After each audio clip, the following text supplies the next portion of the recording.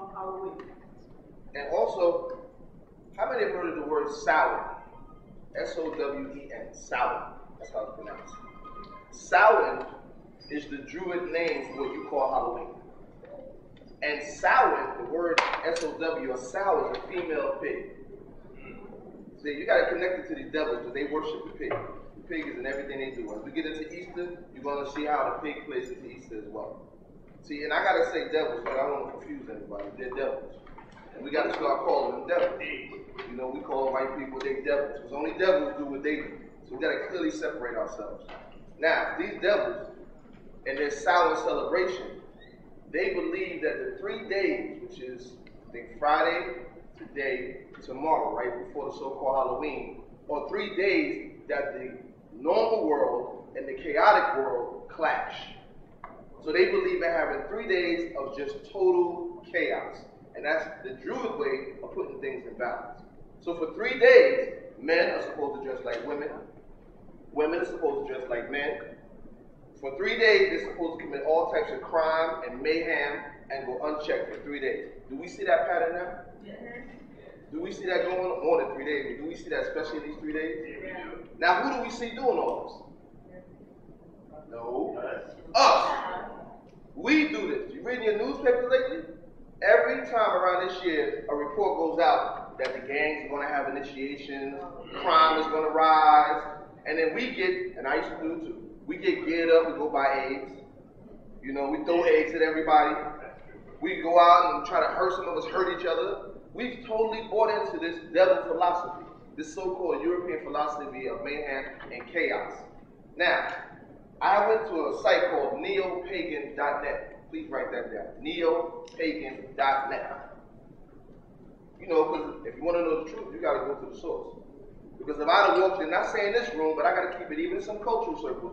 If I'd have just walked in with the books by our scholars, they'd have said, Shaka, that ain't absolutely right. So I had to go to the white man and get his information as well. Because, you know, some of us, even with all our red, black, and green, like the brother said, we still got a crack in us. So even with all that, we need to be verified. So as I was reading in this site, what struck my mind is that the person writing said that if you see fundamentalists who come into the school system and try to get rid of the holidays because they're pagan, don't fight them because they're absolutely right. These holidays are pagan. And one of the newest tricks that they're doing, especially with these so-called HELL-A-Days, is they're changing the names of them.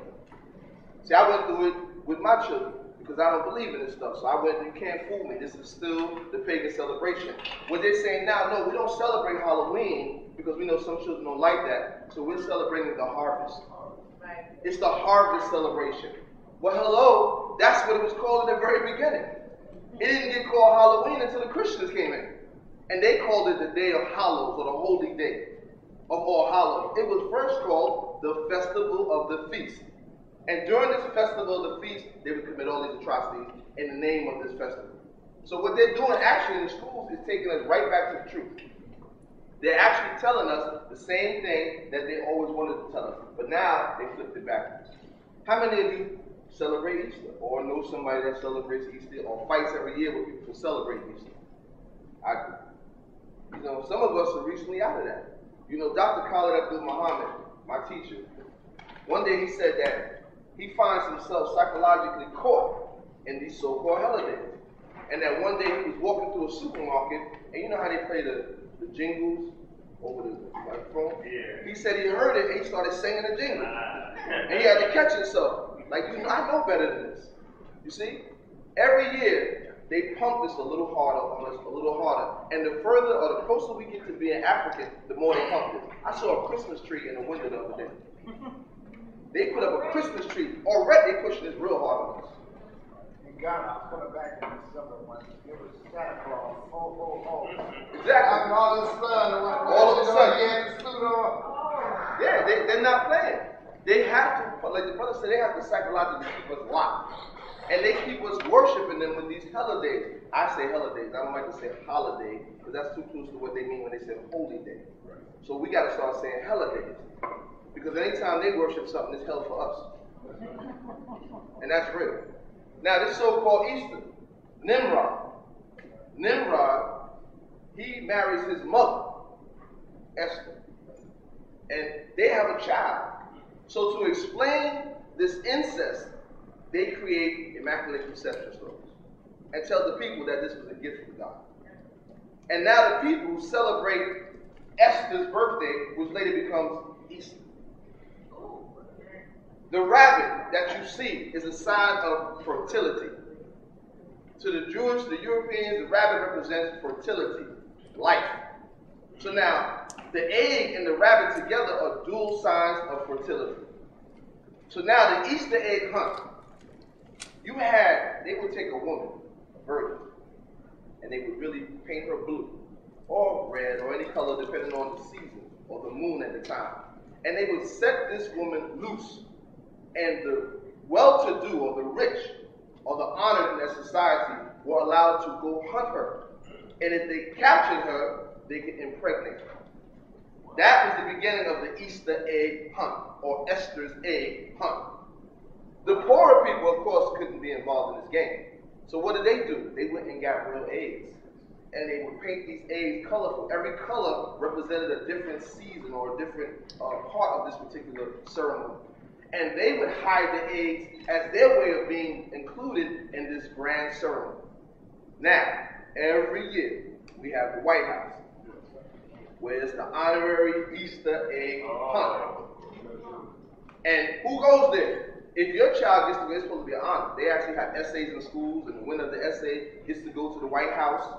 And the White House, in European culture represents what? That fertility, or that version of that pureness of America. So you get to go to the White House and hunt the egg. This same ceremony goes on and on and on. Even down to those of us who throw and destroy the egg. Even though it's part of the chaos, you see how that egg is still part of a ceremony. Even this another so-called HELL-A-Day, the egg or the fertility still remains. See, we're psychologically caught in this. Valentine's Day. Valentine's Day, do you know the name of the actor, the cracker actor, the devil actor, who was the most noted or most associated with the image of the lover and the Valentine's suave guy? Anybody know that man? Thank you. I know that. I'm trying to get them to say Rudolph Valentino during the silent film. He was like the epitome of love and all that other stuff they think they had. We know Rudolph Valentino was a bisexual. He was a noted bisexual. Well, I'm sorry, that's homosexual. No matter. It's still perverted. So, now you see how this is tied in? But what's the image of Valentine's Day? Now, wait a minute, no, that's not the image. Love is not the image. What's the image? A little naked white boy with wings. Cupid. Cupid is the image of Valentine with an arrow. Why does Cupid have an arrow? Now, historically, we say, well, he's shooting at your heart and all that. But in actuality, Cupid's arrow represents the anger, because Cupid is a product of an illegal relationship. His mother and him are a product of illegal relationships. And he came out with a sour and bitter mentality. So when he was cast from the gods, according to Scripture, what they say, their Scripture, as he was cast from the gods, he wreaked havoc on anyone who had pure love. So if two people really loved each other, Cupid would come and destroy them. Now we go around talking about Cupid is the bonding part of love. Somebody done taught us that. And again, homosexuality being pushed down our throat, along with the so-called HELL-A-Days. Now, we have to ask ourselves, white supremacy, I said the use of schools to instill continual slavery. What does any of these holidays or HELL-A-Days have to do with my education? Really? 1 and 1 is 2, 2 and 2 is 4, pi squared, all that. What does Easter have to do with it? Why do you stop the whole process of my learning, so-called learning, to teach me about this? Indoctrination. And they got you in a state where your conscious and subconscious is already programmed that you're coming here to learn. So why are you here? We're going to teach you this too. Because they can simply do that over TV. They can simply do it on some other medium, but it's really enforced and protected in the so-called school, because that's where you come to learn, because most of us think that these institutions are the only place we can learn. And this is where they indoctrinate. Now, these charter schools are supposed to be liberal schools, and we understand everybody, blah, blah, blah. First year, my son goes to Harlem Success Academy. The first year, they totally was like, well, it's up to the parents, yada, yada, yada. The second year, we're going to have a harvest, and we would like everyone to be there, and they did it at the end of the school day. This year, it's at the beginning of the school day at 9 o'clock, and if your child will participate, they cannot come to school. They're going to get marked out about it. If they don't dress in a full costume, the rest of the school gets to dress in down clothes, dress down. They wear uniforms every day. But if your child doesn't have a full Halloween costume, your child has to wear a uniform, which would make your child the only child with a uniform in the entire school. So psychologically, 3, 4, 5, other little kids see you as different now. You don't got a costume on, and you in uniform. So the naturally they're going to ridicule you. So this promotes this problem. Now, pretty soon your child feels away. They come home, mommy, daddy, I wasn't involved, blah, blah, blah, blah. This is part of their plan. And they do this year round. Mother's Day. European Devil Mother's Day. Anybody know the origin of Mother's Day and Father's Day? No? Father's Day, let's start with that. It had nothing to do with us, first of all. It was designed by little Irish women to honor the soldiers who were dying in the Civil War. Their boys, who were fathers, their husbands. Had nothing to do with black folks. Same with Mother's Day. Mother's Day was to honor the white women who were holding down the fort in their eyes while the men were off at war. We have nothing to do with that. We don't come from a culture of one day I recognize you. It's every day. It's every day. But we've allowed ourselves to be put in a position where one day only we recognize this, one day only we recognize that. We have to ask ourselves, why are we going through it? Why don't we have Children's Day?